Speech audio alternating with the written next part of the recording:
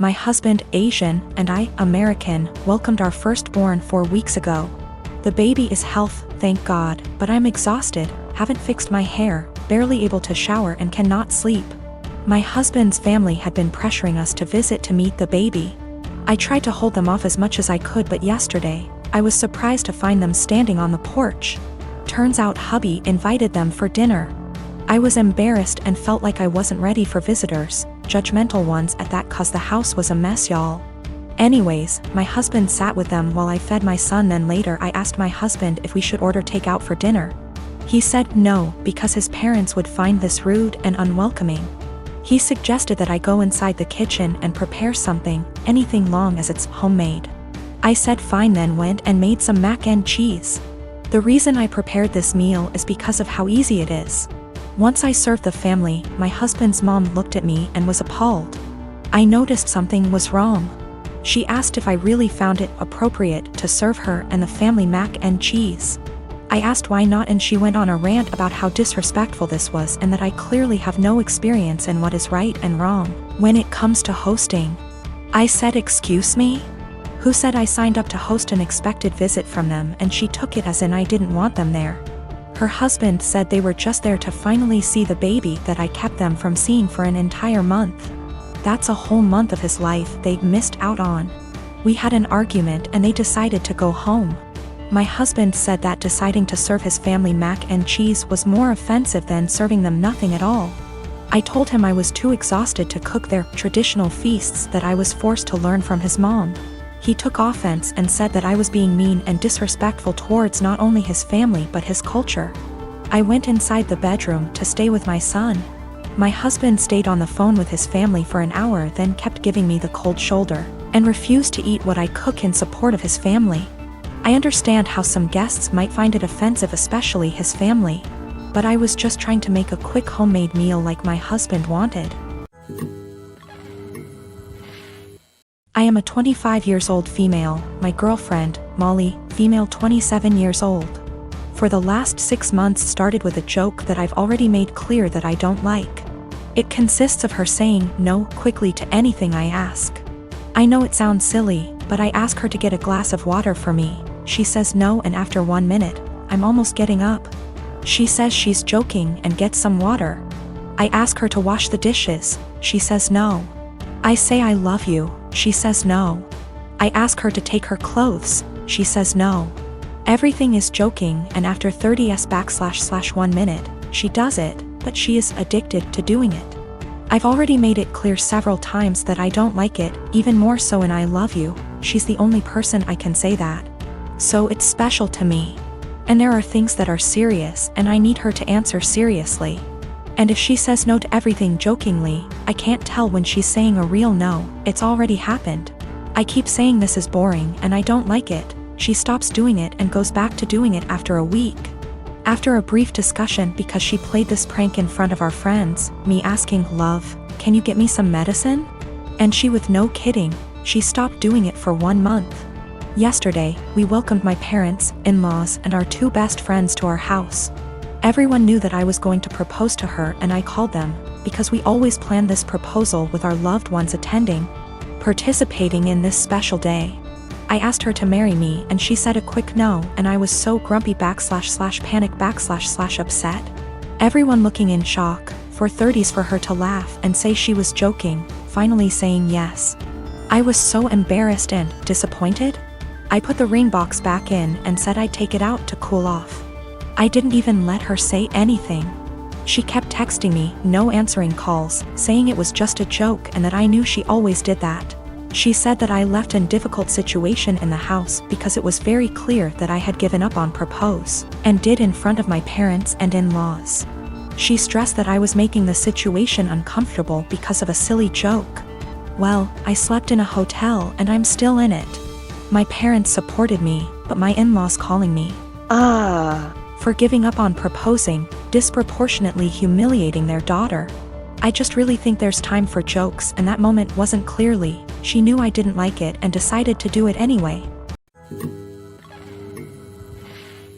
I'm at the gym today and I'm walking towards an empty squat rack. 10 feet in front of, and 1 foot to the right of my rack is another rack that a girl Belinda is doing squats on. While walking up I briefly noticed that her leggings are see-through, and when she bends down in her squats you can easily tell she's also not wearing underwear. That's not my business, that's her choice. But it made me uncomfortable to take a rack that was kinda behind her. I had been waiting my entire gym session for one of these racks to open up, and this was my last lift before leaving. So I went ahead and took it. I went through my workout as normal. After every set I check my phone for 5 to 20 seconds. I track every single set for every single lift in a spreadsheet to note how much I lifted and for how many reps. Sometimes I need to remind myself what I did last week to make sure I'm progressing. Sometimes I'm just checking the time. Sometimes I'm changing the song on my Spotify.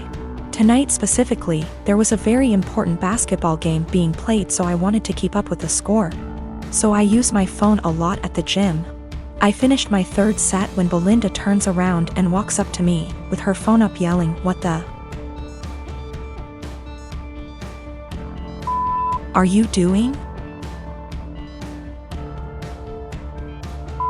Perv stop pictures of me. I'm caught completely off guard, but I explain that I'm just taking notes on what I'm lifting. That I'm not paying attention to her at all.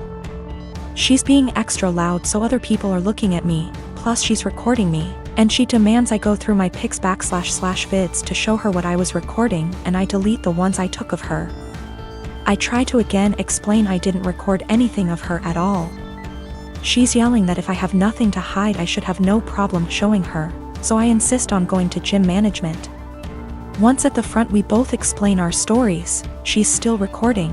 The normal gym attendee asks me if I'm willing to show her, a neutral third party, my pics /vids. She also says if I have nothing to hide it's not a big deal and we can squash it right now. I refuse. I have my own uncensored pics in there plus those of my GF. I'm not gonna let anyone force me to show them for some bullshit. I do show her my spreadsheet which shows it's been revised over 15 times in the past 50 minutes. So that proves what I was using my phone for. That was received well, but they still expected me to prove my innocence. I told them they need to review the cameras. Apparently only the manager has access to them, so I was told he'd call me before the end of the night, in about an hour. My GF tells me I should have just let them look at my phone because she doesn't mind and it would have cleared this all up. But I mind. I get that someone wouldn't want someone taking pics of them. But violating my privacy to prove I wasn't taking pics of you crosses a line for me. Just talked to the manager. He checked the footage. He couldn't see what was on my screen in the footage. But he said it looks like I had my phone pointed towards the ground right in front of me the whole time. In his opinion, not high enough to even take a pic of her, and never angled in her direction. Apparently I was gonna get banned from the gym if the cameras didn't absolve me. And also I'm not the first person that has been accused by Brenda, but she legit had a creeper before. My boyfriend and I have been together about a year, and when our city implemented lockdown for the virus, he decided to quarantine with me at my apartment as I live alone and have a nicer apartment and he has several roommates. Mostly it has been going well and thankfully we both still have jobs. Except in the first few weeks I started noticing that the bathroom floor was suddenly always wet around the toilet. The sink is across the room from the toilet, so it's unlikely to be from the sink. At first I thought it might be water but soon realized that it was definitely pee. I asked boyfriend about it nicely, and he apologized and said sometimes he has bad aim. I asked him to try a little harder and he said sure. The floor continued to be frequently spattered with piss. And a few weeks later I confronted him about it again because I think it's pretty gross to step in his pee several times a week. And it seems like an easy thing to fix. If he misses the toilet, I think the very least he could do is make sure to wipe it up with toilet paper or a Clorox wipe. The cleaning supplies even live in a cabinet directly over the toilet. He said sure, sorry, he would try to remember to do that. Another week has passed and while maybe he's doing this sometimes, I've continued to step in splatters of his pee and wipe it off the floor and clean the floor several times a week. I thought about asking him to just pee into the bathtub or something instead. Because I don't understand how you can pee on the floor by accident so often and not notice and not clean it up. Last night I got up to use the bathroom in the middle of the night and absolutely stepped in piss. For the 12,312,301,298th time. I had it and I didn't want to pick a fight or ask him again since it seems clear he can't or won't change. So I got one of my dog's wee pads from when he was a puppy, he is well trained now. And cut it up a bit and taped it down to make a sort of skirt or mat around the floor near the toilet to at least absorb the piss. Boyfriend saw this morning and is furious with me, saying that I'm calling him a dog, comparing him to an animal, etc. Honestly, I was not thinking that at all. I just was trying to be resourceful and solve the problem for myself since I don't like piss on my bathroom floor, and don't like stepping in it. I didn't feel like arguing about it anymore. And putting a material specifically meant to absorb pee around the area he keeps peeing on by accident seemed like a practical solution.